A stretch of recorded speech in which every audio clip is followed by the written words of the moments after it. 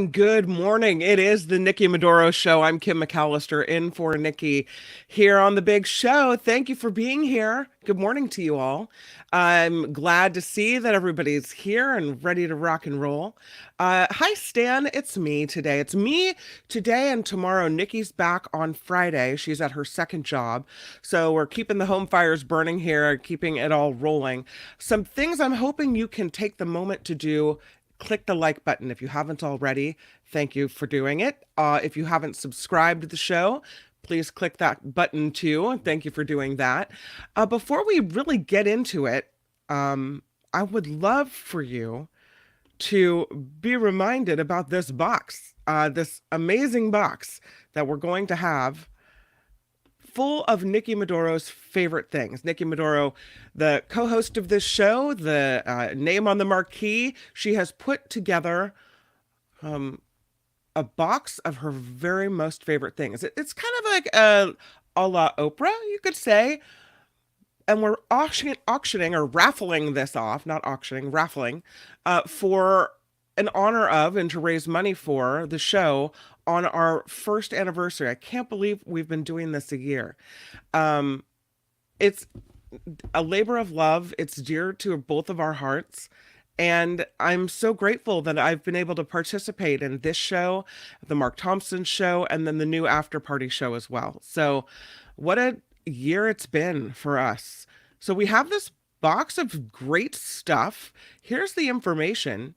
It's a PayPal situation. The address to PayPal $20 to is the Nikki Medoro Show at gmail.com. You'd be entered to win this box of stuff.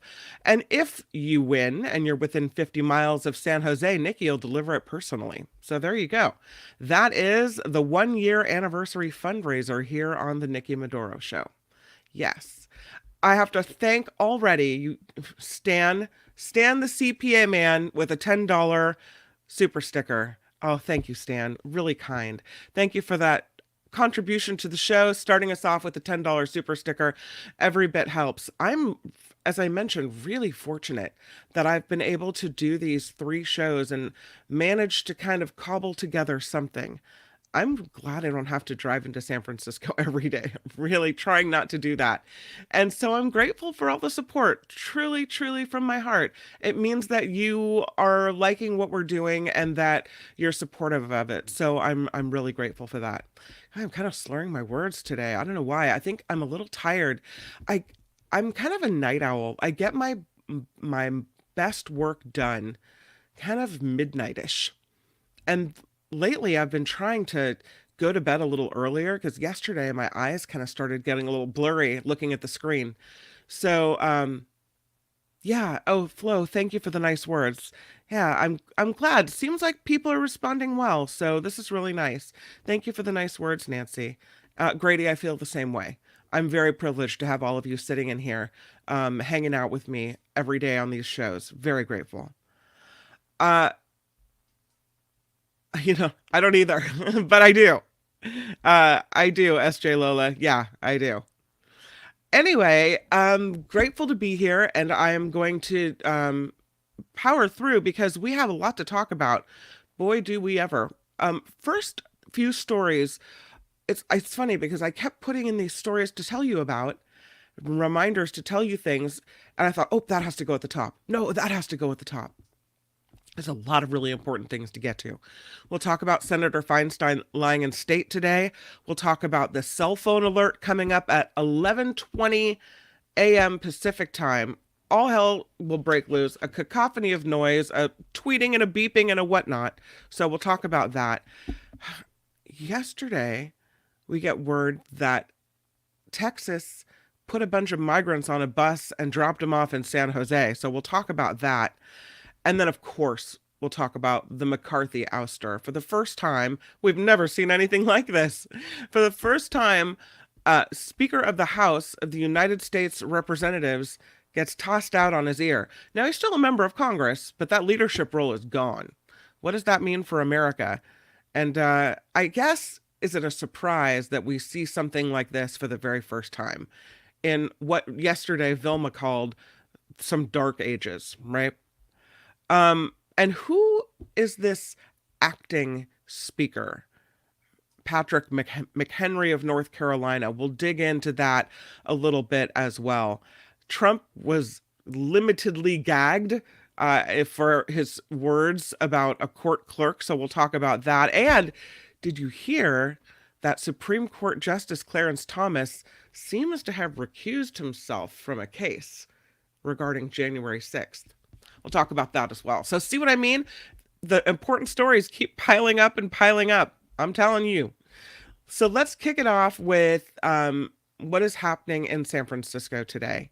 There is a live feature, a live camera focused on the flag draped coffin of the late California Senator Diane Feinstein as she lies in state at San Francisco City Hall.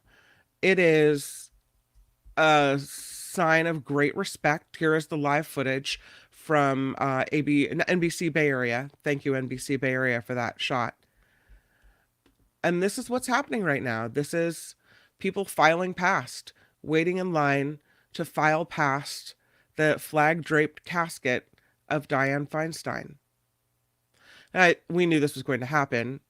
I talked a little bit earlier this week about, and Nikki too, about how unless we were sent to cover this story, we're not standing in line to walk past.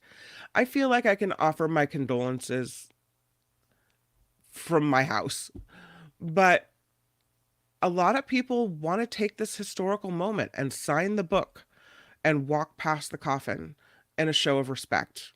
And I get that. So that is what is happening today at San Francisco City Hall. A lot of dignitaries in attendance today as well. We know that former House Speaker Nancy Pelosi is in San Francisco to attend the funeral, which will be held on the steps of City Hall tomorrow. They had to change the venue to make it so more people could come. It's a solemn moment, really. Someone who served California for so long, and say what you will about whether she should have retired, left office, whether she shouldn't have had her end years, her last years play out in such a way. But that lady, on the day of her death, was casting a vote for the state of California. So what a lifetime of service. And there you go. So that is going on at San Francisco City Hall today. I do want to tell you about, or remind you, because you probably already know what's happening. Well, we got this FEMA alert coming today. All right. It's coming today at 11:20 a.m. So be prepared for it. Don't say we didn't warn you. Cell phones across America will get one of these emergency alerts. And I remember the last time this happened, it was like a really loud, jarring noise. It's intended to grab your attention and make sure you're listening. Don't be alarmed by it. It is only a test. The Federal Emergency Management Agency and the Federal Communications Commission working together on this for this nationwide test of the emergency alert system and wireless emergency alert. This is going to happen at 11:20 Pacific time. If you're on the East Coast, 2:20. It involves two parts. A 30-minute signal sent to radios and televisions as part of the emergency alert system service, and then a similar one sent to all consumer cell phones as part of the wireless emergency alert system. So you don't have to do anything. You can't get out of it. If you try to turn your phone off, the minute you turn your phone on, I understand the sound will play. So just be aware that's coming at 11:20. And you know what? I have to say that I'm glad to know someone cares as to whether or not these things work. We saw in the wildfires in Lahaina a complete and utter failure of any form of communication to tell people what was happening. Now, I know that cell service was down, and I know that power was down. They had those tsunami warning systems that now, in retrospect, they seemed to believe they should have used. But I'm glad to have a test system that we're all on the same system where if there was a true emergency, we would be notified. The message will say, of course, this is a test of the National Wireless Emergency Alert System. No action is needed. So, for years, we got on the radio, we got the beep, beep, beep. This is a test. This is kind of another play on that. They do it for tornado updates and hurricane updates. I don't know if they're going to start doing earthquake updates on the EAS system. I mean, we get that national shake alert now if you're in the vicinity of an earthquake. So that's interesting.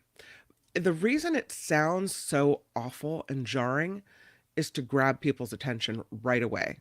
Like this unmistakable sound that can be nothing else but an EAS alert.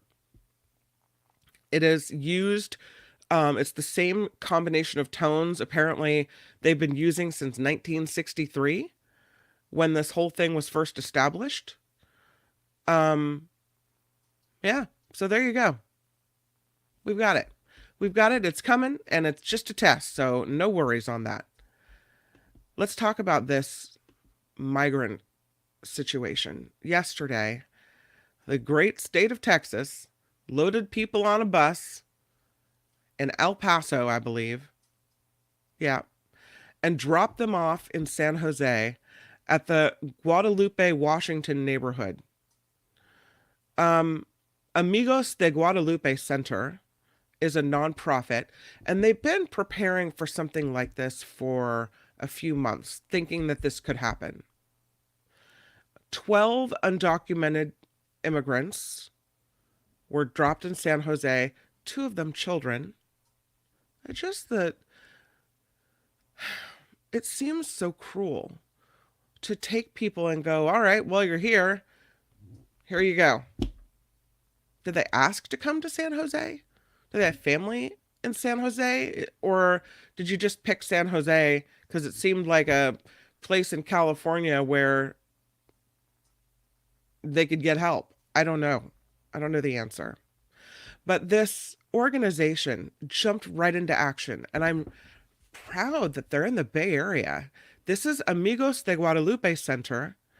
They took the people, they're connecting them with resources, with food, with clothing, with health centers, everything they need. This is how it's done. Now, granted, it's only 12 and it's not the crisis at the border, right? But the representative from the group is saying the journey, not the group of migrants, but the nonprofit group, they said the journey to be here has been traumatic and there is no journey that is easy. It's brand new. Every single thing, every single day is new for them.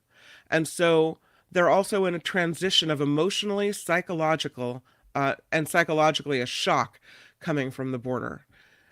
It is, it kind of breaks my heart to see what they're going through, honestly.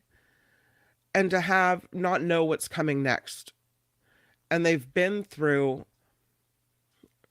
terrifying circumstances in Texas and at the border, not knowing what's coming next, being put on a bus to God knows where.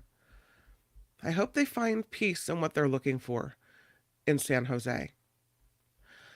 ABC7 did tremendous work on this story yesterday, and I do want to play you a little bit about what happened with the busing of these people to San Jose, and also celebrate the nonprofit for stepping up and for helping people as they have. So here is the coverage from our friends at ABC7 News. 12 undocumented immigrants to vital resources after they were reportedly dropped off. A member from the organization, Amigos de Guadalupe Center, confirmed a group of adults and children were bussed in from El Paso, Texas, and dropped off in the Guadalupe, Washington neighborhood on Saturday evening. He said they're connecting them with resources, food, clothing, and health centers. That journey to be here at this moment has been traumatic, and there is no journey that is easy. Belinda Hernandez Arriaga worked with the Bay Area Border Relief for 2 years in South Texas. She saw firsthand the desperation, hunger, and fear in people seeking asylum. It's all brand new. Every single thing, every single day is a new day for them. And so they're also in a transition of emotionally and psychologically a shock coming from the border. Cities across the nation and the state have received migrants who have been bused or flown in. In June, state officials said more than a dozen migrants were dropped off at a church in Sacramento from Florida. Attorney General Rob Bonta issued a public record request to Florida authorities over, quote, deceptive and immoral migrant transports. In August, ABC News said 10 buses of migrants from Texas were dropped off in LA. Compared to other states, Arriaga said the medical care asylum seekers receive in California is better. Very good wraparound services by our counties. Both San Mateo County, Santa Clara County have one of the most amazing mental health medical systems, especially for the children. San Jose's director for the Office of Racial Equity released this statement to ABC 7 News. Like other large cities in the U.S., the city of San Jose anticipated that migrants would arrive here seeking refuge, either by choice or bused here by other jurisdictions. As such, the city of San Jose, County of Santa Clara, and numerous community organizations developed a Welcoming Migrants plan that outlines the key roles organizations would play in the event of a surge in migration. You know, when you see it on the news, you just see a group. But when you're with them individually, you see that mom, you see that dad, you see that child, that aunt, that grandparent, just like you, just like me. In San Jose, Lauren Martinez, ABC 7 News. Really good reporting from ABC 7. So glad they're here in the Bay Area doing that coverage. Their personalization of these migrants, I think, is key to the story. Because I agree that you can see them getting off a bus. You can see them coming here. And as a group, stereotype them and think you're breaking the law, why are you here, and be upset with them. But when you realize what they're running from, and when you realize that they're trying to survive, and when you realize that they are just somebody's mom, someone's sister, someone's son, someone's loved one, I hope we can put a human face on this. I just can't imagine the uncertainty and the fear. I've had moments where, God, something happened to make me unsure of whether I was going to have shelter.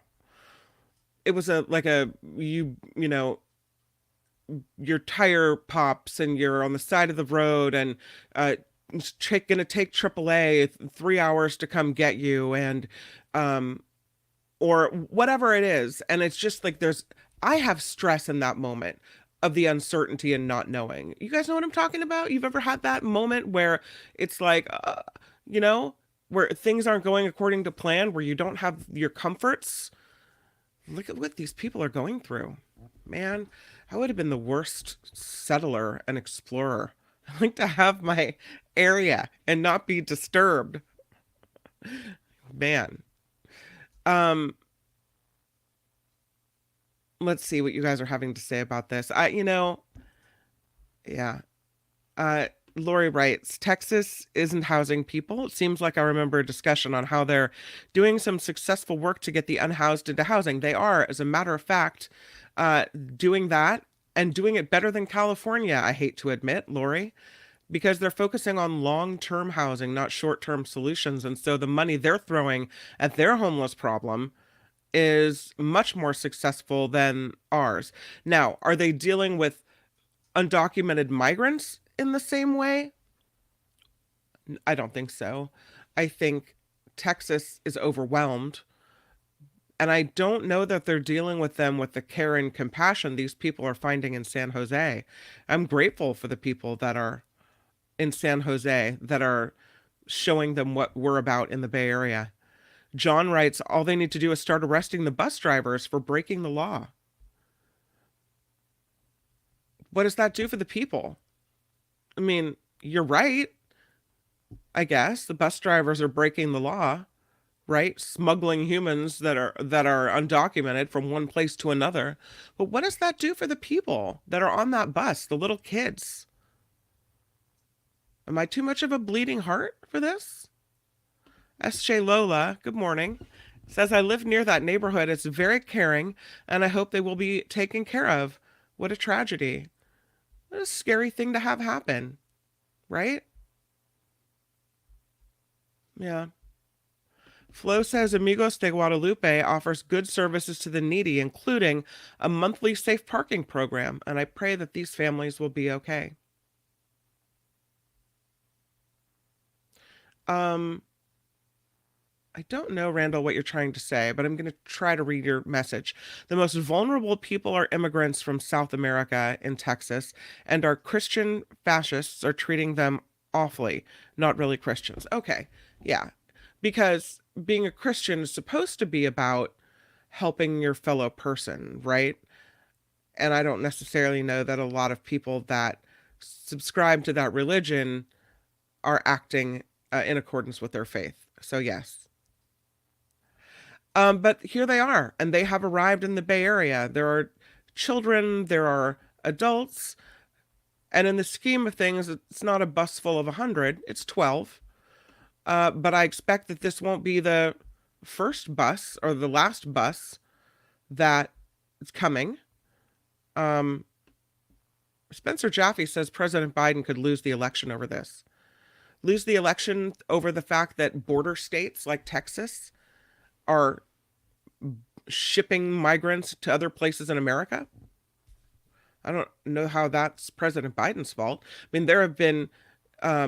there's been illegal immigration for decades, longer. And so why is that President Biden's fault? You don't think he's doing enough to stem the flow of immigrants into the country? Okay, but look how many we've had over the years. And so hasn't that been the fault of every president? Then, if you're going to blame a president for it? James writes, I feel lucky to live in our progressive Bay Area, but we also have a severe housing shortage. It's true. Our growing population is creating a burden mostly those at the bottom have to bear. Isn't that the truth? And the studies have shown that you're exactly right, James Watson, that we have so many homeless people because we just don't have enough affordable places for people to live. Lady Beatrice, good morning to you too, says these people risk their lives to come here. God would want us to take care of them, and I hope these people have people to take care of them. It looks like they do here in the Bay Area. It's the truth. Lori says Texas isn't going to deal with migrants the same as they're homeless. I wonder what they're doing if the homeless person is undocumented. Is Texas housing unhoused U.S. citizens only? Would make sense for them. It seems like that's the case. I don't think they treat migrants with the same respect. Eric says if the GOP hasn't tried to address the issue of immigration that they should have done that when they were in power. Yeah. It's interesting that it always gets pinned on one person, right? The GOP trying to pin the immigration crisis on Biden or build a wall, as they say. Maybe Trump doesn't get dinged for that because he was so mean to migrants, right? Build the wall, keep them out, referring to people of descent from, did he say specifically the country of Mexico as sexual attackers? Remember that one? So his whole demeanor, being mean to them, treating them as less than, maybe that's what conservatives want to see. What do you think, Randy? If this is the first time that Democratic city mayors have raised a stink about this illegal immigration coming to their cities, and yeah, the administration is responsible. That's just the way it is. But why? If during every administration, there are illegal immigrants coming through. Thousands of them, right? And our economy wouldn't function without them. So I don't know, Randy. I think it's a I think it's a bum deal. It's the truth. But here they are and getting help here in San Jose, and I hope they find a place for themselves. I hope they succeed here. I know they're here illegally, but they're here because they needed to be here, right? Because where they were from was so, I mean, imagine what it would take to get you specifically to leave your home and all that you know and your family members to make a harrowing journey to another country where you really don't know what's waiting for you. How bad must it have been economically, threat of violence, whatever it was? How bad must that have been? So my heart goes out to people. It just does. All right, let's talk about what happened in Washington, D.C. For the first time in history, the Speaker of the House loses the seat. Kevin McCarthy is tossed out on his ear from the speakership, says he won't run for speaker again. God, I'd be glad to be out of that position. Talk about a hot seat. He says he will not run for speaker again after being ousted. The House needs to select a new speaker. We now have an acting speaker. His name is Patrick McHenry. And from what I understand, Representative Patrick McHenry of North Carolina was chosen by former Speaker, now McCarthy. The McCarthy as Speaker was required to submit a confidential list to the Clerk of people in order in which each shall act as Speaker pro tempore in the case of a vacancy, according with House rules. So with him suddenly out of his leadership job, the number one name on his list to replace him, Patrick McHenry, now is the interim or acting speaker. McHenry, a really strong ally of Kevin McCarthy's. He played a role in the whole negotiating with the Freedom Caucus to get McCarthy into that seat in the first place. And so here's McHenry. I don't like him already. And I know that it's whatever party is in power controls who gets which offices. But I don't like what he did to Nancy Pelosi. And what he did was one of his very first things, instead of addressing the problems of the nation, he decided that he wanted Nancy Pelosi's old offices. And so yesterday he told her she had to be out by today and he was changing the locks. I'm not even kidding. Nancy Pelosi, who, by the way, is in San Francisco to attend the funeral of Diane Feinstein. There's no way she could get her stuff out. So she has to then call on Hakeem Jeffries, the minority leader, to have his staff help her staff move all the stuff out of her office so this new acting speaker can take it. Really? Nancy Pelosi says, listen, the offices aren't important. What's important is the business of the American people. So I'll leave. But she did say that it is not traditionally done this way. That when she was speaker, she did not kick the Republican former Speaker of the House, I think it was Hastert, out and allowed him to keep his offices because that's the way, the tradition of the House, that things were done. And so I guess in keeping with the dark days of America, Vilma, thank you for that, the way things have always been done, the tradition and the decorum gets tossed right out the window, and Nancy Pelosi at a funeral has to worry about getting her crap out of her Capitol office. Well, she still has other offices in the state capitol or in the nation's capital. Not officeless, but the the fancy office that's right next door to all the places she needs to be in a real hurry, that's gone. Thanks, McHenry.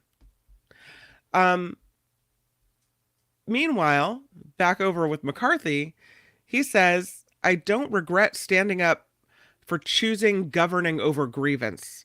It's my responsibility. It's my job. I do not regret negotiating. Our government is designed to find compromise. So he says he might endorse a successor. I don't know who would want this job. It seems the way the Republican congressional delegation is so fractured. I don't know how anyone succeeds in this spot. I really don't. It seems impossible. He is still kind of coming out swinging against his critics. McCarthy saying, when asked if there's anything he would have done differently, he said, yeah, a lot of them I helped get elected, so I probably should have picked someone else. So who will replace Kevin McCarthy? Already, Steve Scalise, who has been the number 2 Republican, has started talking about it, reaching out to people, seeing if there's support for him. Patrick McHenry, we know, is the acting now House Speaker. And I don't know if he's going to try to make that permanent. Matt Gaetz is the one who kicked all this off by filing the resolution that ended with the vote of no confidence or ouster for Speaker McCarthy. I don't know if he'll run. Nobody knows what's going to happen next. Really throws the House of Representatives into kind of a chaos. And I hate to use the term again, but it's something we truly haven't seen before. This is an historic moment. And so, the business of the country is stalled by infighting and politics that really aren't important to most of us. It was a 216 to 210 vote to get rid of McCarthy. 8 Republicans voting to remove him from the speakership, along with Democrats. And there was word that maybe Democrats would work with McCarthy, but in the end, that didn't work out. And I don't know if that would have benefited him with his own party anyway. And so he's out. Out, out, out. Hakeem Jeffries writing ahead of the vote to get rid of McCarthy. It's now the responsibility of GOP members to end the House Republican civil war. Given their unwillingness to break from the MAGA extremism in an authentic and comprehensive manner, House Democratic leadership will vote yes on the pending Republican motion to vacate the chair. It's hard to find a way out of this. I don't know what they're going to do. This political struggle, how it ends for them. Because it's really a signal of a bigger problem within the Republican Party. So I don't know how they get it. I just don't. Let's see what you have to say about this in the chat before I move on to Trump being kind of gagged in court. Randy says this is the first time that we already talked about that. Yeah. Okay. So let's talk about this ouster of Kevin McCarthy and see what you guys have to say about that. Oh, Spencer thinks it's going to be a Jim Jordan disaster. Oh, I hope not. SJ Lola says, oh, my eye is twitching too at the very thought of Trump becoming speaker. No, I don't think that. Randy writes, the idiot Republicans have tried to blame the Democrats for McCarthy getting ousted, saying the Dems could have voted to keep McCarthy in. It's ridiculous. But, they're going to try to blame it on Democrats because they want to take the pressure off themselves. And people will believe them because, it's a Republican talking point, right? So people believe it. As if Democrats came to the rescue and kept McCarthy in office. And then what? Then how does a Republican leader survive when he's just surviving because the other party was gracious enough to help? Does he have control over his party? Right? Can he round them up for votes? Is it a strong Republican coalition in the House of Representatives? No, it's fractured. And I don't see how that's anybody's fault but the Republican Party's fault. Just don't get it. You can't control your people and organize your people. Then you don't deserve to have that majority. John writing, the Republican, thank you for the comment, Randy. I appreciate that. Republican speakers have had tons of problems. Longest serving Republican speaker, Dennis Hastert, turned out to be an attacker of children. I didn't know that was the case. To go back and look for that one. I didn't realize. I have to do a little research there. The Lady Beatrice wants a lady in that role. John is asking any possibility they'll nominate a moderate enough Republican that the Democrats will vote and work with them. Not when you have this coalition. I don't think so. I don't think so. I think we could end up with somebody pretty scary in there. And the only benefit to that I can see is that it will be bad enough that with upcoming elections, maybe we'll see some changes. Maybe that will spur Democrats around the country to say we have to change the majority. It used to be, the pendulum would swing back and forth, and there would be often one House of Congress would be conservative, one would be liberal or Democratic, and because there was so many different ideas, people would have to come to a compromise on things. That's not the way it's been anymore, right? That used to work for us. I think voters used to do it on purpose. And now it's just not working out. So Brian, good morning to you, writes, McCarthy was dumped for doing his job. These idiots are supposed to find a middle ground. Right. So they can get things done on behalf of the people of the United States. That is why they are there, period. I agree, Brian. But that's the way it used to be, when people could work together. Now, if you work together, you're one of the bad guys. Lori writing, love to see some stats on visa overstays. Oh, you're talking about the immigration issues again, right? Randy saying it was interesting to watch CNN and Fox News this morning. CNN talked about this. Fox News didn't mention it. Nothing to see here. Move along. Don't worry. We'll just have imploded the speakership. It's all right. They can't even agree on that. It's their Republicans. It's their own party. They should be celebrating the fact that they're in charge. Instead, they've tied their own hands, right? The speaker has all kinds of duties, moving forward legislation, organizing people, getting things done.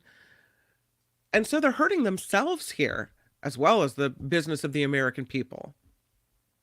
The people that sent them to office to do the work. And the work isn't getting done because this. Sandy writing this morning, I don't think Trump would want to be speaker. He's too focused on becoming president. Yeah, he's not running for Congress. No. McCarthy could run again for speakership. He's saying he won't, Liz. Don't think there are any rules saying he can't. After all this, would he want to? Think about all the stress he's gone through the last few days. I mean, wow.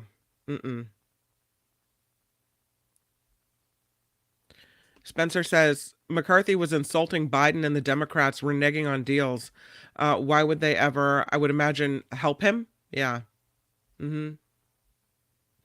Perry Joe Jim Bob, hello to you, early riser. Is there a moderate Republican? Hello, anyone? This is a mess. This is an absolute mess. And so, who pays? The American people pay. I mean, do I want a Republican agenda pushed through? Nope. And so, as a Democrat, I can see why Democrats didn't line up to support. Vilma says in Congress, a group of insurrectionist loving people have taken over and led by a man who still doesn't believe that he lost the election. It's true. Deidre, I read the chats on Fox for fun. The posters actually want Jim Jordan for speaker. Can you imagine? Absolutely not. I can't think of a worse choice. God bless America. Uh. So, thank you for your comments on that. Again, I love the conversation with you guys.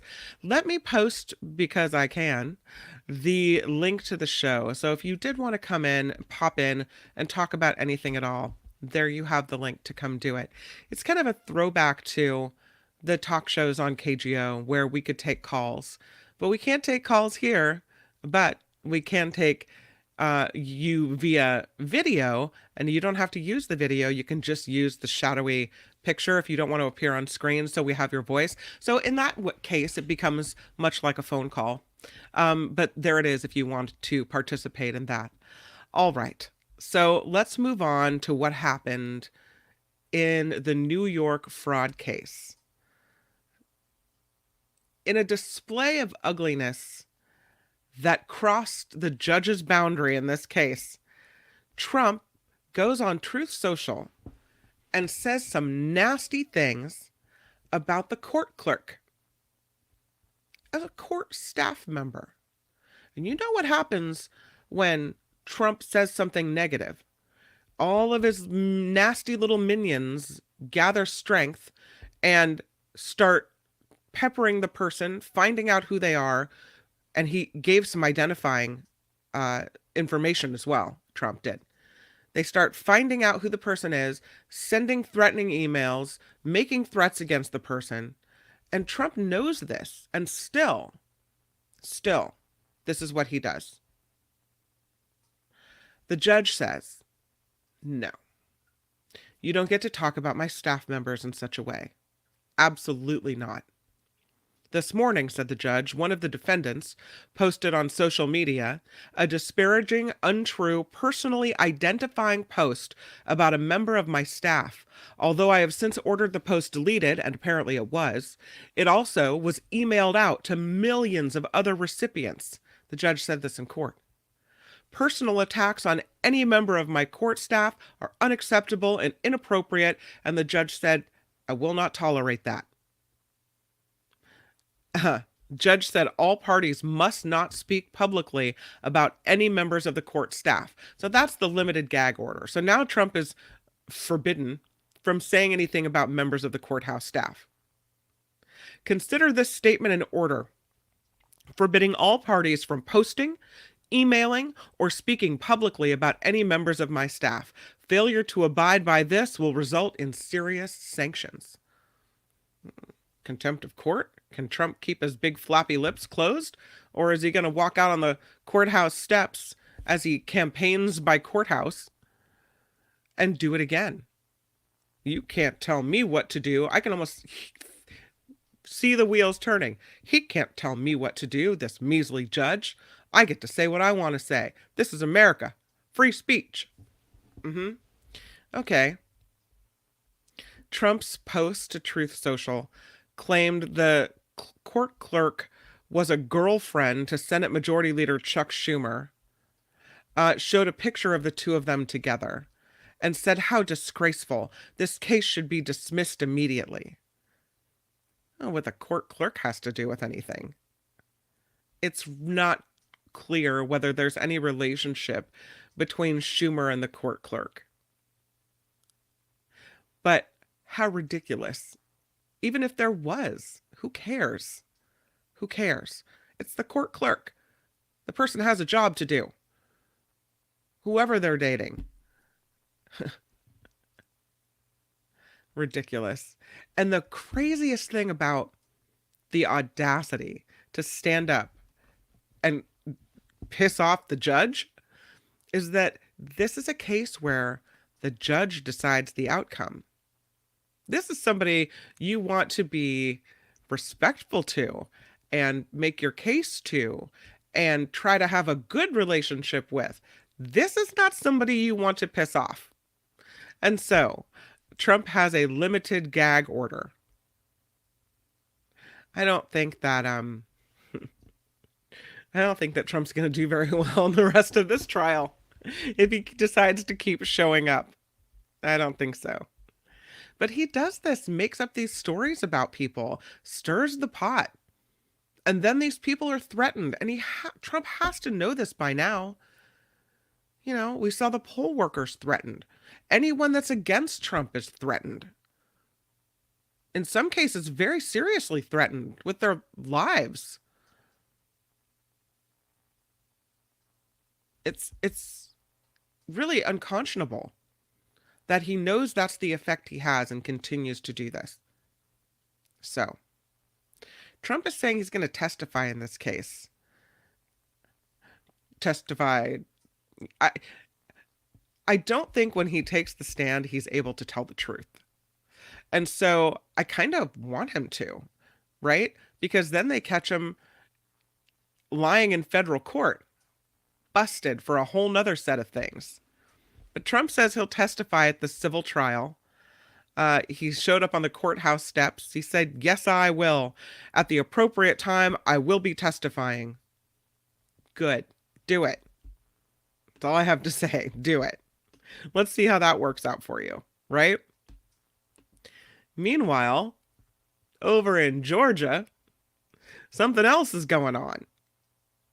The fake electors in Georgia, some of them are being offered plea agreements. Now, they tried to thwart the democracy and the voice of the American people. I would like to see them pay for that. I don't think that you try to help steal an election and not face consequences, so I'm a little disappointed that these people aren't going to be facing the music. However, it looks like the people that are getting these plea deals are agreeing now to speak out. So in exchange for their testimony, they're being offered some sweet deals. So here's one such deal. All right. This is Scott Hall, a bail bondsman. He was involved in efforts to breach voting equipment in Coffee County, Georgia. He was the first of the 19 defendants to plead guilty last week. So what does Mr. Hall get? 5 years of probation, a $5,000 fine, and 200 hours of community service. 5 years probation, $5,000 fine, 200 hours of community service. No prison time for him. This because he wrote a letter of apology, pleaded guilty to 5 counts of intentional interference of performance of election duties, which is a misdemeanor. And he gave a recorded statement to prosecutors, and this is the key thing. Before he pleaded guilty, they are likely to use it to make a criminal case against Sidney Powell, one of Trump's attorneys. So they're going after the big defendants here, and I get that. I get that. But here's a guy who tried to tamper with voting equipment to cheat to get this crazy guy elected. Talk about hurting America. All to get Sidney Powell? No jail time for him? What does that say to anybody else who wants to steal an election in the future? So, the deals are being made. The allies offered plea agreements in this Georgia election interference case. At least half of the fake electors have already reached deals with the district attorney's office for immunity in exchange for assistance. It's going to be interesting when the trial begins. What happens? They're flipping like hotcakes, like pancakes. All right. I'm going to do a little bit of news. And then I want to talk to you about Justice Clarence Thomas and whether now with all the scrutiny on him, he's having to make some ethical decisions and swinging maybe the right way on them because all eyes are on him? Hmm. We'll talk about that in just a moment. But first, without further delay, she says as she buys time to play the news music, here is news on the Nikki Medoro Show. Now, from around the world to up your street, the Nikki Medoro Show presents News Czar Kim McAllister. Yes, it is. It is time for news here on the Nikki Medoro Show. And let's talk about it because there's some things going on. Former President Trump back in this New York City courtroom for day 3 of the civil fraud trial. Trump, again, as we just mentioned, accused by New York Attorney General Letitia James of inflating his net worth in order to get more favorable loans from banks. The former president maintained he did nothing wrong as he headed into the courtroom this morning. The United Auto Workers strike is now in its 20th day. Ford Motor Company and General Motors laying off an additional 500 employees as these negotiations continue. Last week, the United Auto Workers president, Shawn Fain, said Ford and GM were refusing to make any meaningful progress at the table. Another $9 billion in student loan debts being forgiven by the Biden administration. The forgiveness applies to 125,000 borrowers who have been on an income-driven repayment plan and public service loan forgiveness program as well. The White House says those on the income-driven repayment plan have been making payments for more than 20 years, but never got the student debt relief that they were promised. The man accused of murdering Tupac Shakur is expected to be arraigned in Las Vegas. That is happening today. That is when a trial date may be set for Dwayne Keefe D. Davis. Authorities say Tupac was involved in a fight with Davis outside of a Mike Tyson fight in 1996, which eventually led Davis to allegedly get the gun that was used to kill the rapper at an intersection there. And again, as we mentioned, cell phones across the country getting an emergency alert today. The federal government conducting a nationwide test of the emergency alert system this afternoon. FEMA and the FCC are running this test to make sure the alert system is running smoothly and everything's going well in case Americans are threatened by natural disasters, terrorism, other emergencies. I will say at 11:20, it'll be right in the heart of the Mark Thompson Show. And I'm sure he feels this is just for him, right? Today is National Taco Day. That's right. Restaurants across the country are offering deals and discounts to celebrate. And because this is the Nikki Medoro Show, the deals include Taco Bell, Del Taco, El Pollo Loco, and Jack in the Box. Of course, you know Nikki and her affinity for Taco Bell. So happy National Taco Day to you, right? Yeah. Google's making some changes to Gmail to reduce the spam that we all get. I think they do a pretty good job at it, but now emailers who send more than 5,000 messages in one day are required to have a one-click unsubscribe button. Thank you.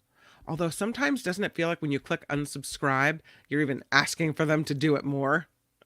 Gmail will no longer deliver messages from senders who are frequently flagged for spam. So it's really important when you get that spam to go up to the list and click that it is spam to let Google know, right? Ripple, this company called Ripple, is expanding into the crypto business in the Asia Pacific. Ripple, a San Francisco-based company, they have now a full license to operate in Singapore. Meantime, Ripple is steeped in a battle here in the United States over a lawsuit filed by the Security and Exchange Commission. So that is happening. Uber drivers can pick up and deliver packages to shipping companies now. Uber is offering a new service. Drivers will now pick up your packages and deliver them to shipping companies like UPS, FedEx, or the U.S. Postal Service. Customers can send up to 5 packages for a $5 flat fee or $3 for Uber One members. I love that Uber is seeing a need for to take away, mundane tasks that maybe people don't have time for and filling that niche. This is great. A New York news anchor has broken the world record for the longest career as a male TV broadcaster. Guinness World Record says the title goes to 79-year-old Don Alhart, who has worked in TV news in Rochester, New York for more than 57 years. He's almost 80. Alhart got his first TV news job at Channel 13 in Rochester back in 1966 and is still with the station in 2023. You know what's interesting about that story is congratulations to Don Alhart. But if Dawn was a woman, that would never have happened. Because right around the time that woman turned 45, 48, 50, out. A whole different set of rules for how you can look on TV. And, whether you're young and cute and people want to watch you. I guess people don't have a problem watching an older man like they do watching an older woman. So great for Don Alhart and his 57 years at the station Channel 13 in Rochester. But I have I don't know. I have a bit of a bone of contention with that story. All right, that is the news here on the Nikki Medoro Show. So let's get into this story about Clarence Thomas, why don't we? It's really interesting. He is recusing himself from a case involving John Eastman. Yes, Eastman, one of former President Trump's former lawyers. The recusal wasn't an out-and-out recusal. They do it in kind of a weird way, but I'll tell you about that. So this case involves John Eastman, who, by the way, was Clarence Thomas's former law clerk. He's known these days as a criminal defendant, an alleged co-conspirator in the 2020 election subversion prosecutions in both Georgia and in Washington, D.C. Apparently coming up, allegedly, with the fake electors plot. So Eastman goes to appeal his case. And apparently Justice Thomas took no part in the consideration or decision of the petition. And that is the same language that other justices have used when they've recused themselves. So they don't say, sometimes they will say, I'm recusing myself and here's the reason. They didn't say that this time, and sometimes they don't. So all it said was Justice Thomas took no part in the consideration or decision of this petition. And the petition was rejected. The issue is not going away at this court. And I don't know if it means that Justice Thomas will be standing down or recusing himself in other cases. I don't know if has finally a little bit of ethics seeping in, or if it's just because he's being heavily scrutinized now for every case. I don't know.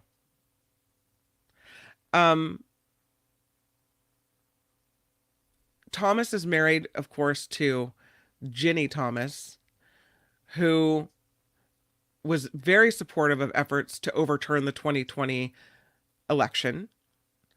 And so this case involving January 6th and John Eastman, a former clerk, maybe that was even too much for Thomas. I don't know. But the court has denied Eastman's appeal, which means he will have to produce documents in this case. And maybe putting all this pressure on the Supreme Court to do better when it comes to ethics is actually working.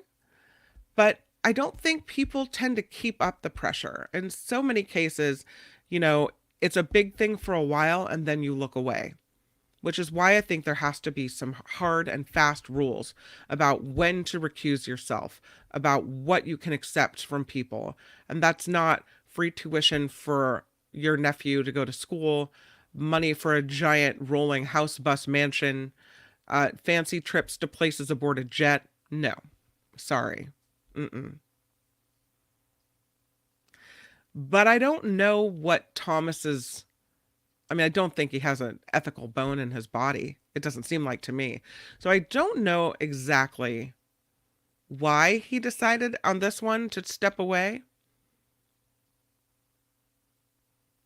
Recently there's been a lot of reporting about all the connections between the dark money that has come to he and his wife.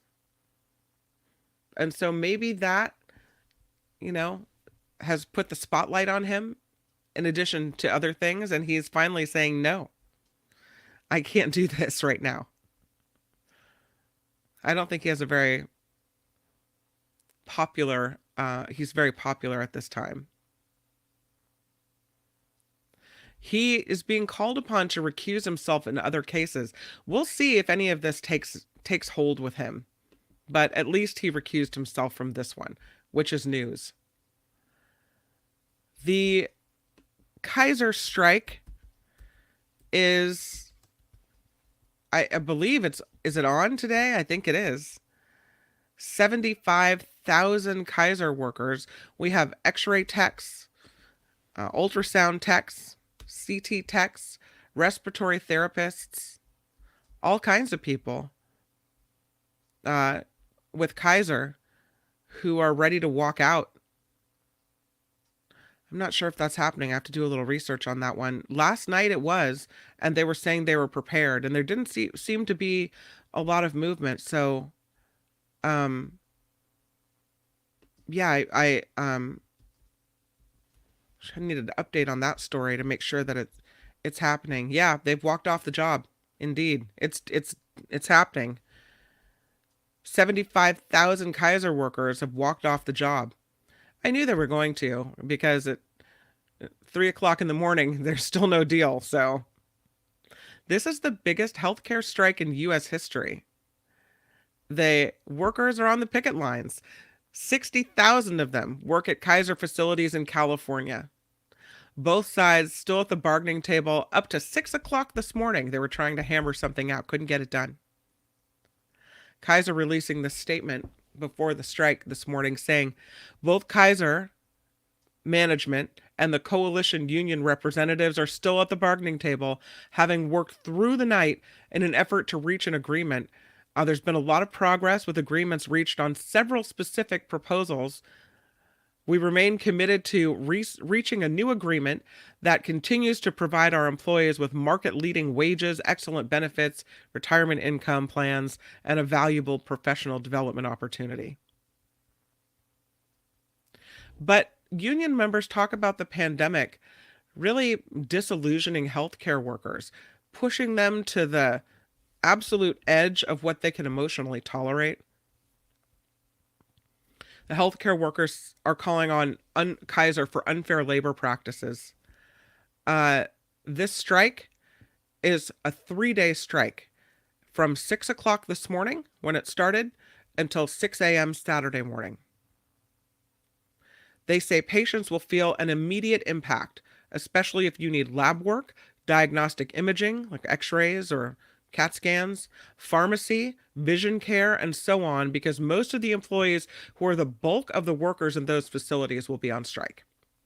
A lot of people have Kaiser, so a lot of people may be affected by this. So Kaiser on strike, and there it is. Let's move on to the story about San Francisco and what they've done.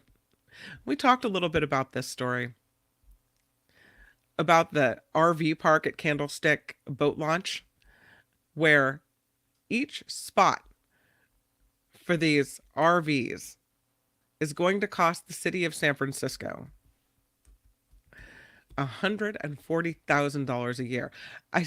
I laugh because it's so absolutely incredibly ridiculous. I mean, for most of us, that's more than a mortgage or rent or whatever it may be. $140,000 a year per spot. And so we talked about it before the San Francisco Board of Supervisors took the vote. And now that it's official, let's talk about it again because, yep, they voted to extend this safe parking site lease at Candlestick Point. They say the staggering projected cost of the program, makes it by far the most expensive homeless response in San Francisco. That's saying something, I'll tell you. When you have the cost per tent at a safe tent campsite at what, $60,000 a year for a tent?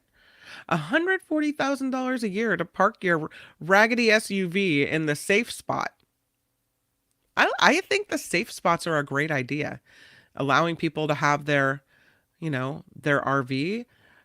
If I was homeless, an RV would be a sanctuary place for me. To not have to live out on the streets, to have some kind of shelter. But when you have a situation like this, you've got to bring in the showers and you've got to bring in the sanitary hand washing stations and you have to make sure they have power and make sure they have water. You have to make sure there's security so that no one is injured at a city-run facility. And you got to get the outreach workers out there. And all this costs money. You got to get garbage collection services, right? All the things that we pay for at our own house, the city has to pay for. But really, $140,000 a year per spot? That's what it works out to. I don't know if I would have voted to extend this one. But they did. Yesterday, San Francisco City Supervisors unanimously extended the Bayview Vehicle Triage Center lease for another 2 years. So the lease is $312,000 a year. But operating costs are in the millions. There are 35 RVs at this empty lot in the Bayview. And we're going to spend that much money to help 35 people? Trust me on this. Take the 35 people and buy them condos in the city if they want to stay in San Francisco or in a cheaper location. Listen, you can stay parked here in your RV, or we'll buy you a little cottage in Bakersfield with a place where you can park your RV in the driveway for a fraction of the cost. Look at you go. I know you have to pay taxes, property taxes, things that people wouldn't be able to afford, but it would just be so much more economically beneficial and long-term. The solution, instead of this temporary stopgap costing us millions and millions of dollars being thrown away. Thrown away. In the city of San Francisco, there are more than 1,000 vehicles that people are living in, and most of them are in the Bayview. The cost, they say, to buy, rent, and operate homeless shelter and housing continues to be very high. And that's really cutting into what the city can actually do and the budget for the homeless response. San Francisco's homeless department, they say, according to the Chronicle, would need almost $1 billion more funding and more than 6,000 new permanent supportive housing units and shelter beds to end unsheltered homelessness over the next 3 years. You throw $1 billion at it. Trust me, I don't believe that even if we had $1 billion to throw at it, that even that would fix it. Because we're spending our money in the wrong way. But this is my point. Median rent for a 1-bedroom apartment in San Francisco is what? Is it at least what? Say it's $3,000 a month. Well, the annual cost of one spot in this site is 2.5 times the median rent for a 1-bedroom apartment in the city. The city was paying more than $61,000 per tent per year. Remember that? So $61,000 for a tent for a year, $140,000 for a parking spot for your RV for a year.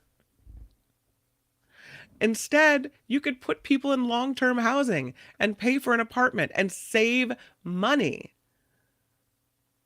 Would you still need to pay for their water and power? I don't know. Because maybe if they had an apartment, they might be able to, and a permanent place to live, they might be able to find employment or to collect a social security check or do all the things that when you don't have a permanent address makes life a little bit difficult. The reason given, according to supervisors, is that while this is expensive, this whole parking lot situation, it will be more expensive. And they say they can't afford the alternative of leaving the unhoused uh, to fend for themselves. So, with that, the city signs on to pay the big fat bill. And it just seems frustrating because I think we can all see that it's not going anywhere. It's not doing very much. There's a story, I don't know if you guys saw this, kind of disturbing video, but I want to play it for you anyway, here on the Nikki Medoro show, about this hot dog cart that was knocked over by a San Francisco city worker. Mean-spirited. Again, with ABC7, who did a really great report on it. I want to play it for you because it's just, when you see the pictures of the video of what happened here, it's pretty disturbing. That's not the way we treat people, is it? Not the way we want to do things. Check this out. In a video that has now gone viral, a San Francisco Public Works employee can be seen pushing a street vendor's cart. Condiments, onions, hot dogs, and bell peppers end up on the ground, while the worker can be seen picking up some of his cooking tools. Nosotros compramos lo que vendemos. We purchase everything that we're selling. Yo tengo factura de lo que compro. I have receipts of what I'm buying. We went to Fisherman's Wharf area where the incident took place and didn't find any street vendors. Up the street on Pier 33, we met 6 of them selling hot dogs and fruit. They confirmed knowing that street vendor in the video and said Public Works employees have been confiscating many of their carts. Los quitaron el mes pasado. So last month, the city took 6 carts. In a statement, the city's Public Works department said their workers are trained on de-escalating techniques, and regarding the video said, in part, we're still looking into what led up to that moment and the events that preceded. We strive to treat members of the public with respect during permit enforcement operations. In this circumstance, we did not meet that threshold, and we apologize. Milka Casimir said they feel harassed and mistreated. She said this has happened before and showed us a video from another incident that happened a month ago. Several times. It hasn't been the first time. Supervisor Ronin's office denounced the act and confirmed that the city's street vending ordinance is there to check that people have receipts of items they're selling, but it doesn't include food. At this point, we're still waiting on Public Works to issue their orders on how they're going to issue permits for food vending. So at this moment, there are no permitted food vendors in San Francisco. So no one has permits? Not for selling food, no. There are food trucks that do have different permits, but like what you saw out there, like hot dog vendors, people selling fruit on the street, they're currently, none of them are permitted. San Francisco's Department of Public Health said they do require a permit for street vendors to sell food in San Francisco, and added in part. The Environmental Health Branch also issues permits to mobile food vendors to lower the risk of foodborne illness and protect public health. All permitted vendors display a current year decal. ¿Tú quisieras un permiso de la ciudad? You would want a permit from the city? Claro, amiga, yo quiero un permiso. Yes, I would. Now, many of the vendors we spoke to said they want to get permits. They said that every time their carts get confiscated, they said they have to pay a $300 fine, something that's hard for them to make. They want the city to intervene. In the newsroom, Luz Peña, ABC7 News.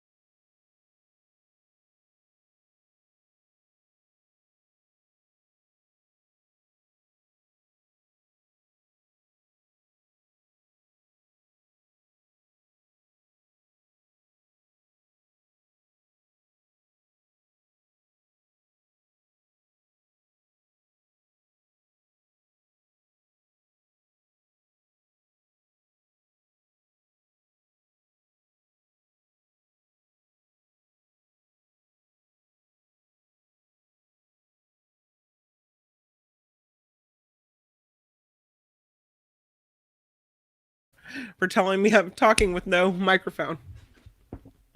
I don't know what you heard and what you didn't hear, but here's what I can say. So frustrating to have people trying to earn their own keep, right? You have people that can't work, that whether they have mental issues or drug issues, they can't hold down a job. And so the possibility that they're going to be homeless is probably higher. But here you have people that are trying to earn their own keep, that are trying to earn a living. And still, imagine you're trying to hustle it, you're trying to earn your own money, you're trying not to be a drain on society. Then they take your food card away from you. Then you can't pay your rent. Then you end up homeless too. I think we need to try to support people who are at least trying to work, trying to cover their own expenses. These aren't people who are, laying down on the sidewalk expecting a handout. These are people who are working hard. Imagine working at a hot dog cart. Some of them you see they're rolling them around all day. At very least, you're on your feet all day. Oh, very difficult. Harry, it's because I'm extra lame. I might need a permit for how to do a talk show is what I might need. Harry with an amazing contribution to the show, a $5 super sticker saying 2 minutes of brilliant commentary missed. Yay! I'm so glad you get to work from home for the rest of the week. Speaking of hustling it up. Wonderful, Harry. Thank you. Yeah, sorry about that. Again, what are you talking about? Nobody knows. No one will ever know. I was talking about, it's funny. My bad. I'm sorry, you guys. Thanks for bearing with me. Kim, you got thrown out of the speaker's seat. That's funny. Thank you guys. Yes, and thanks for Kim Schaffer for texting me. What I was saying was that we should support people that actually want to get out there and earn a living. And I don't care if that's, hustling it up here on YouTube or from your hot dog cart on Pier 39 or your ice cream truck or whatever it is. Find a way to teach people food safety rules and certify these carts and do it at a very low cost so that people can actually earn a living. Fine. Make sure it's healthy. Why are you taking away their carts? I'm sorry, when I saw that, and again, it might have been an accident, and maybe it wasn't intentional, but didn't it feel kind of racist and targeted to you when you saw that? That's how it felt. Maybe that's not the case. Yes, the hot dog people, they're supposed to have permits. I guess it's hard for them to get permits. There are no current permitted food vendors, like the people that sell hot dogs from carts or the people that sell fruit on the street. There are people permitted, according to ABC7. There are people permitted with food trucks. So like the big trucks that come at lunchtime and all park in a row. Those trucks often have food vendor permits. But if you see a hot dog cart or people selling fruit on the side of the road, often those people won't be permitted. And so they'll have their carts confiscated, and it costs $300 for them to get the carts back. Kim C. writes, we have rules for a reason. A license is needed for people that are vending on the street. If they had a payment plan for people to pay toward getting their license, they could probably do that. Love the idea. It's great. Whatever works, where you can allow people to know the rules and help them follow the rules. And if that means a payment plan, if that means instead of requiring them to come to a food safety class, that, you go to Pier 39 and make it easy for people to learn it an hour before they start selling hot dogs, whatever works. Don't we have to try to make sure people don't get to the point where they're now homeless and not able to support themselves? I mean, if you've got your own hot dog cart and you're doing your own business, I say go. Marilyn won't buy this hot dog from a hot dog cart. No hand washing, no bathroom. I will not buy from carts. Kim C doesn't want that $300 confiscation fee. Yeah, that seems pretty frustrating. Vicky is concerned if it wasn't permitted, the food might not be safe to eat. Nancy agreeing, you can get sick from people selling from carts not permitted. Perry Jo Jim Bob, also not partaking of the hot dog cart. I am too much of a germaphobe for food trucks and carts. Lori, though, saying ice cream carts seem pretty safe. Hot dogs seem problematic for me for health reasons, and I think they need some regulating. And that's fine. That's fine. Regulate them. Make sure that people are following food safety regulations. We want that. We don't want people to get sick. What I'm saying is make it easy for people to get certified, right? Don't require them to take a whole day off of work for classes. Go to where they are. If they're a congregation, of hot dog carts rolling around Pier 39, then send somebody out there to teach them food safety rules and make it easy for them to get certified. And as Kim C wrote, help them with payment plan options for their city permit that they have to buy. Fine. I just don't like the taking away their livelihood, the confiscating of the cart. SF Tesla says, there were full-on hot dog vendors as a permanent fixture around Union Square. Haven't seen any recently. Spencer says, no permits. They're taking them. I wouldn't buy from them. I can't believe I ever did. They weren't even using gloves. Vicky worries about the cooties. Harry writes, we make it easier for people to get welfare than work. You got what I'm saying. Do it right. Do it without the cooties. But make it easy for people to do it right and work for their livelihood. Otherwise, you're saying, we're going to take away your idea to make money. And what's the alternative? Someone else with their hand out that we can't afford to give because we're paying $140,000 per year per spot down at the Candlestick Point. Really? Does anybody think about that? Helping people that are striving to take care of themselves rather than getting in their way? Jim, of my self-imposed silence, your words did not hurt so many people. No, they didn't. And LAX Paint, Lax Paint says, let's not act like there's an epidemic of people getting food poisoning. I remember having that fear from eating from taco trucks. Perry Jo Jim Bob says, as a former biologist, seen too many nasties under a microscope. Sandy says, these hot dogs sure tasted good at 2 a.m. after going out clubbing back in the day. Were you throwing up because you drank too much, or was it that hot dog? Natalie says, it's pretty corrupt to fine someone for not getting a permit when the city refuses to issue the permit. Right? Natalie, you're making too much sense, my friend. No. Heather, street food in general squicks me out. I avoid it whether permitted or not. Now, I have to agree with you here, Heather. Sometimes I will partake at maybe a farmer's market sample or something. Fair food I've eaten. My husband got really sick one time eating a funnel cake at a fair in, I think, San Francisco. You're really, really sick. Who's to say? You can get sick from a restaurant. Hey, bad Chinese food the day before Thanksgiving. Our whole little family was down for the count one Thanksgiving. You don't know where things are coming from. Now, is there a bigger chance maybe of getting sick from a food cart that's not permitted? Perhaps.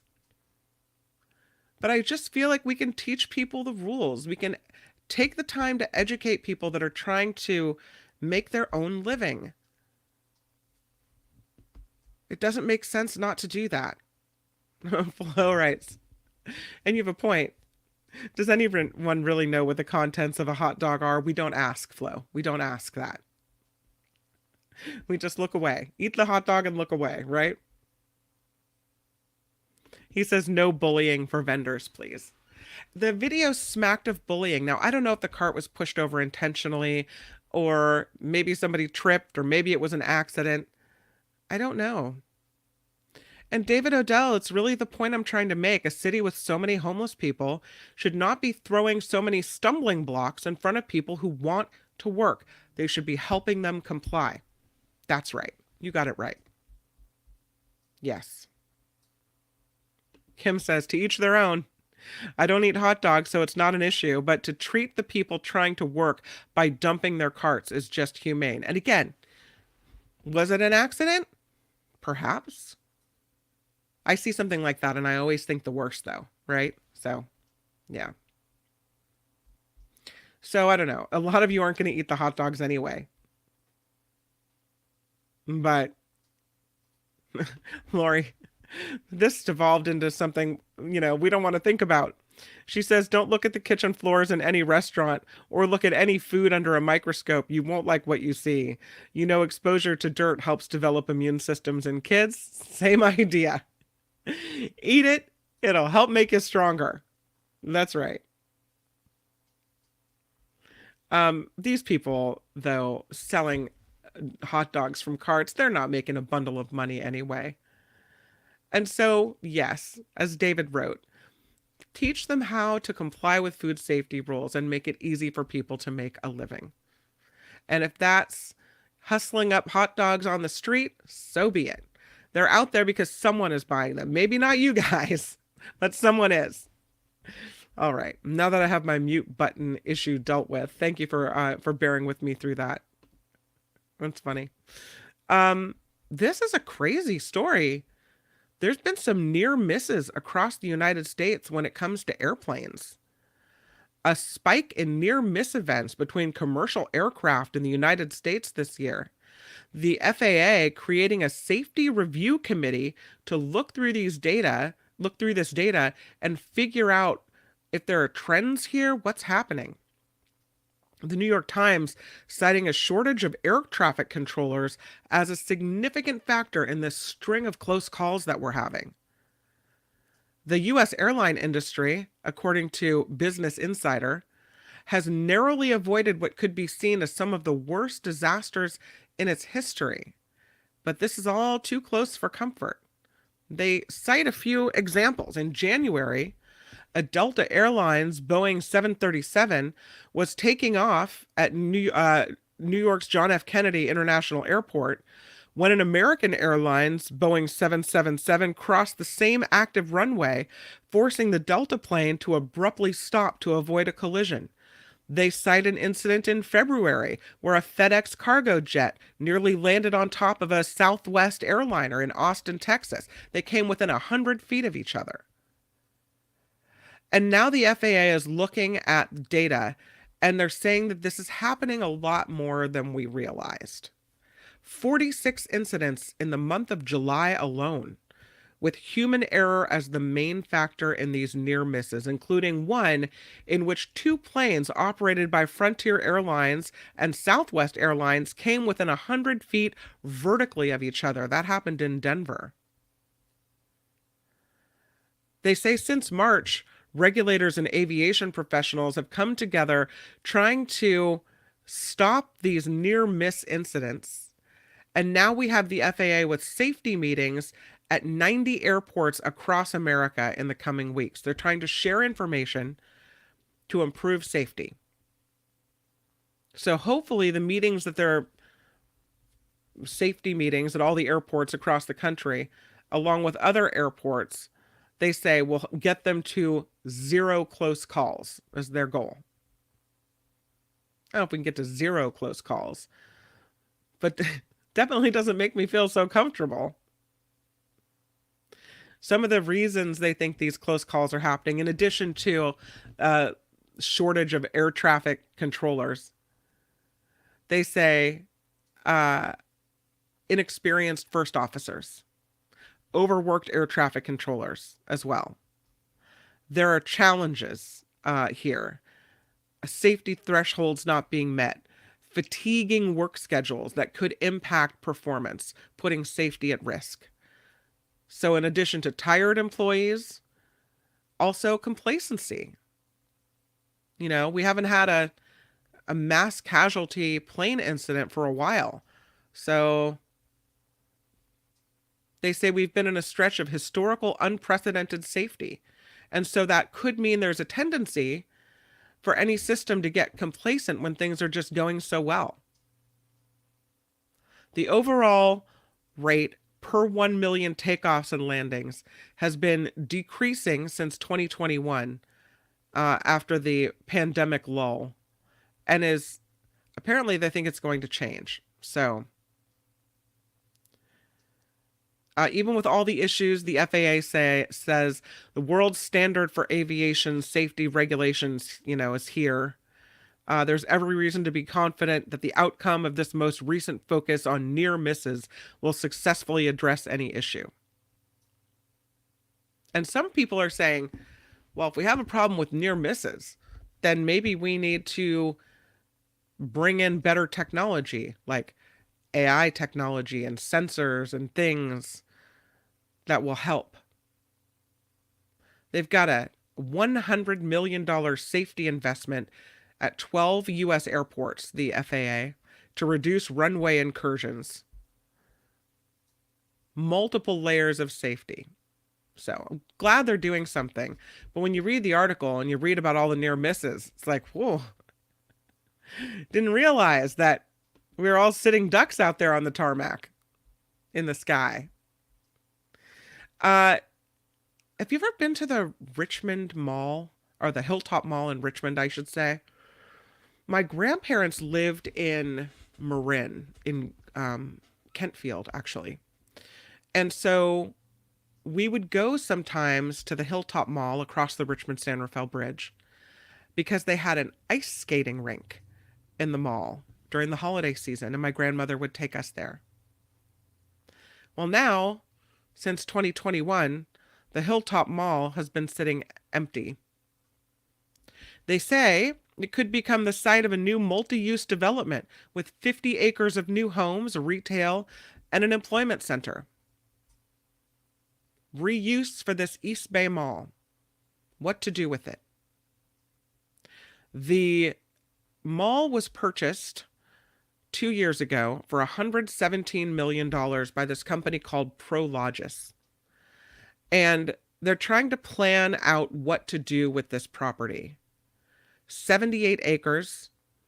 They're working with the community to figure out what to do, but they think up to 50 acres of that will be for residential use. So, we see the repurposing of, for what it was a long time, a main shopping center for a lot of people. It'll be interesting to see what happens with the Hilltop Mall and whether it is successfully converted into what they say is housing and research space. So some businesses could move in there as well, happening in the city of Richmond. Another organized retail theft. Did you guys see this one from yesterday? This one in Walnut Creek at the Louis Vuitton store. The store is now temporarily closed because on Tuesday is when this happened. Suspects attempted to burglarize it. The city said the suspect smashed a car right into the front of the store to get inside. It's something we've seen happen before as well. The store now has plywood over one of its windows and a sign posted announcing the temporary closure. But at 4:30 in the morning on Tuesday, 15 people were at the store apparently attempting to steal Louis Vuitton's stuff. This is at the Broadway Plaza in Walnut Creek. 15 suspects tried to leave in 4 different cars. They scattered in several directions. An officer saw one suspect speeding toward Highway 24. They tried to chase the vehicle, but it became dangerous, so they called off the pursuit near Orinda. The thieves left a 2017 black Land Rover in front of the store. The vehicle they used to smash the window, turns out that car was stolen out of Sacramento. They don't know how much, what the value is of all the items that were taken from this store. but just another situation, where you have organized retail theft like this. And I can imagine the Louis Vuitton items are worth so much, probably worth more than that Land Rover. If the way they scoop stuff up and take everything. So if you're in the market for a Louis Vuitton, the Walnut Creek store is temporarily closed. It's going to be a while. There's something else happening in aviation, though. And this is a special conference coming to SFO about flying taxis. Kind of interesting. It's the Flying Taxi World Conference at SFO. The Air Taxi World Conference will have the latest in electric-powered VTOLs, vertical takeoff and landing taxis. This new technology that may soon be seen among many big cities. They kind of look like helicopters, but they're a little different in the way that they fly, I guess. I'll show you a picture. It's interesting. It really feels like the future has arrived when you think about how in maybe just a couple of years that this could be another mode of transport for us, especially when it comes to, if we're trying to get to the airport or trying to, alleviate our traffic from our lives. There it is. That's the United one. So you look at the rotors in the back, it looks kind of helicopter-y in one way and kind of planey in another. So they take off and land like a helicopter, but they fly like a plane. This is what's coming to us. They're calling them flying airport buses. United Airlines plans to air taxi passengers from downtown Chicago to O'Hare Airport in just 10 minutes, and in other cities soon after. A flight from SFO to Napa, even in the worst traffic, would be 25 minutes in the air taxi. That's a lot shorter than the sometimes 2 hours it takes on the freeway, right? The air taxis being supplied by Archer Aviation, 100 times quieter than helicopters, more affordable than helicopters, and apparently they say they're fully redundant, so I guess they're a lot safer than helicopters. That according to the folks at Archer Aviation, who say the air taxis are safe, forgiving, and so automatic that they wouldn't necessarily need to have a full pilot's training and license. Wait a minute. I still want somebody who knows what they're doing at the controls. I want a fully licensed pilot at the helm of that thing. They say it's like flying a plane in a video game, except we're really sitting in the back seat and you're playing with human life. It's not a video game. A lot of companies doing this though. Quantum 3D simulators say operators can learn all the necessary skills on simulators with a final check-in and qualifications on the air taxis themselves. You do so much simulator as soon as you get into the flight and automatically it's like you're home. You know everything. No. Sorry. It doesn't take the place of real experience. And when the S hits the fan, I want someone in there who knows what to do. Mass production of these air taxis apparently will cost under $40,000 per vehicle. Hey, that's less than an RV spot out at Candlestick Point. This technology is more advanced, it's more safe than almost anything that's flying today, is what they say. So yes, the big conference on air taxis, Air Taxi World Con, is at SFO, which is fitting because I think this is where a lot of the companies are located and a lot of innovation is happening. I still would like a licensed pilot in the seat. I'll go on record as saying that. So there we have it. Kind of a cool picture though. Would you take an air taxi? Are you ready for this? Are you ready for the future? I might try it if there was somebody who knew what they were doing in the front seat. There's another story I wanted to get to, probably the last story that we may do today, and that is, and we mentioned this with Mark's Murder Mystery Monday and Courtney recently, who talked about this being marking 30 years since Polly Klaas was taken from her home in Petaluma and killed. So it's not that I want to talk about, but the 30 years. In that 30 years, Mark Klaas, Polly Klaas's dad, developed the Klaas Foundation. And it has been his life's work to help people going through a missing family member navigate what to do. You know, how do you deal with the media? How do you deal with the police? Do you get flyers up? How do you get the message out? How long do you keep looking? How do you organize searches? All these things that all of a sudden, you know, your life becomes about to find your loved one. He has helped. He's done it for 30 years, he and his wife. They call it the Klaas Kids Foundation, and it's still in operation, and it will be through the coming year before they phase it out at the end of 2024. So that's what I wanted to tell you about, is the Klaas Kids Foundation is winding down its services. And here's why.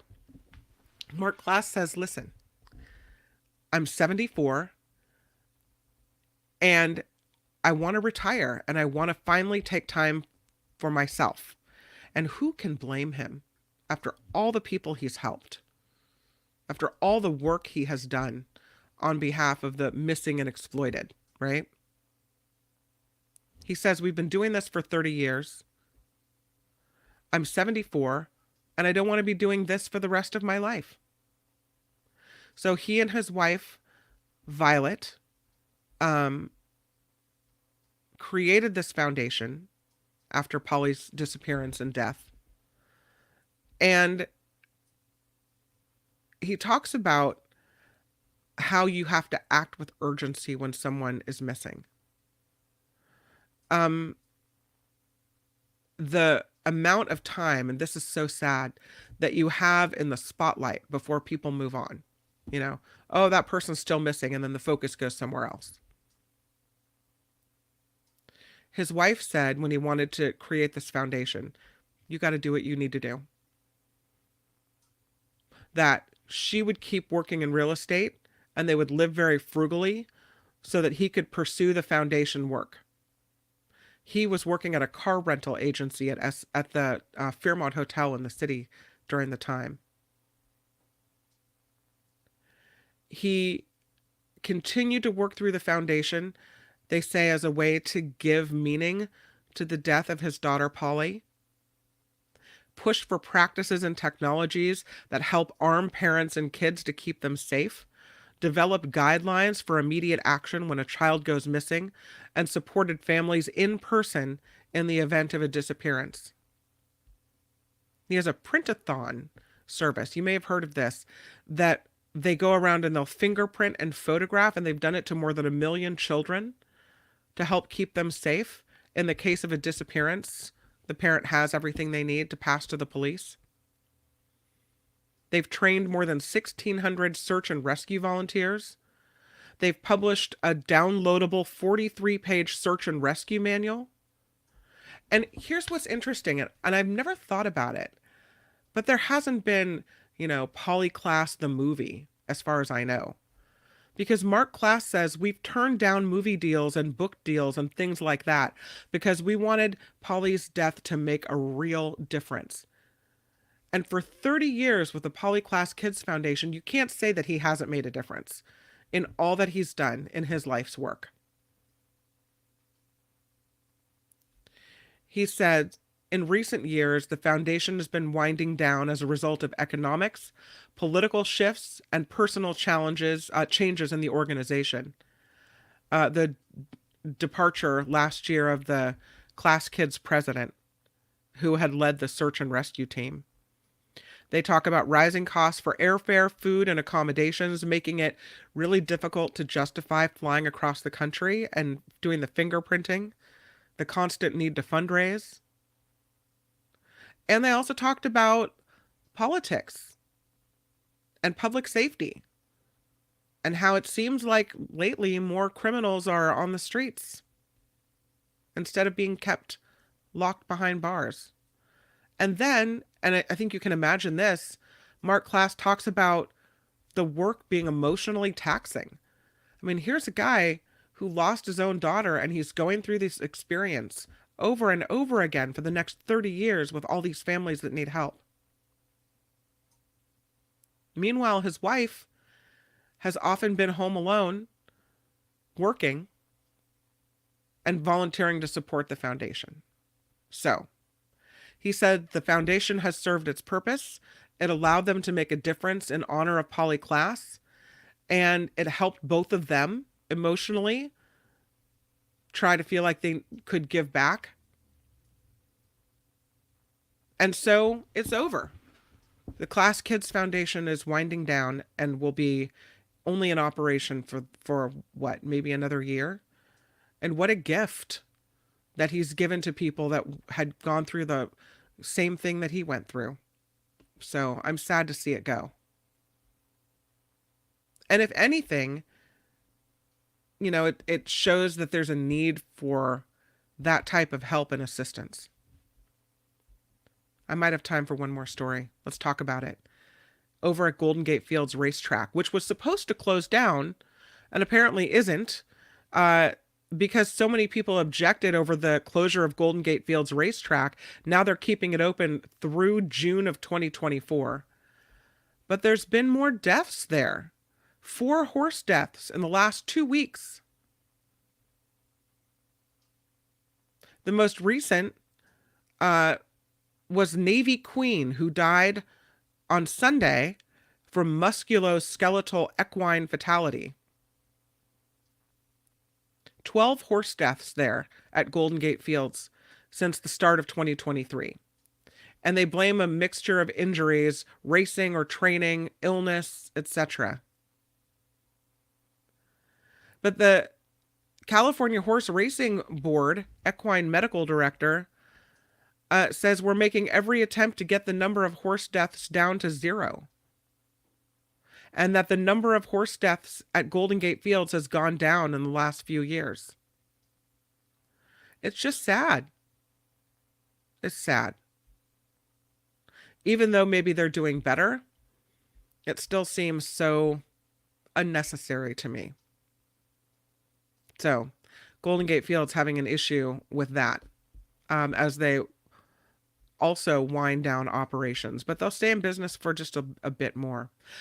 And one last story, because I can't mention Starbucks on Mark Thompson's show, so I'll mention it here. Starbucks is closing 7 stores in San Francisco, effective October 22nd.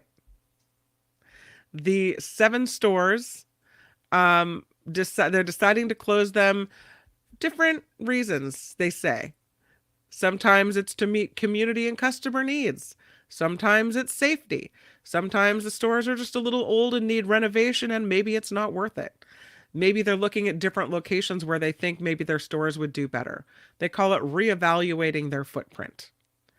Starbucks says they're still dedicated to investing in San Francisco in meaningful and important ways.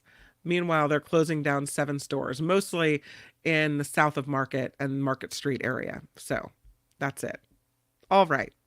Thank you for being with me on the Nikki Medoro Show. Filling in again tomorrow, hopefully with full control of my mute button. And Nikki will be back on Friday. Thank you for clicking the like button. Thank you for also joining me next on The Mark Thompson Show on YouTube and on podcast. Looking forward to a great show. We're going to have John Rothman on the program today. So please join us for that. The Mark Thompson Show starts in just moments. So thank you for being with me. Thank you for all the ways you help support the show. Really appreciate the super stickers from Stan Pollock for $10 and Harry for $5. You guys are awesome. TheNikkiMedoroShow.com is where you can find the Patreon links. If you can click that like button one last time, I'll ask for that, and the subscribe button as well. We so appreciate it. So thank you for being here with me on the Nikki Medoro Show on this Wednesday.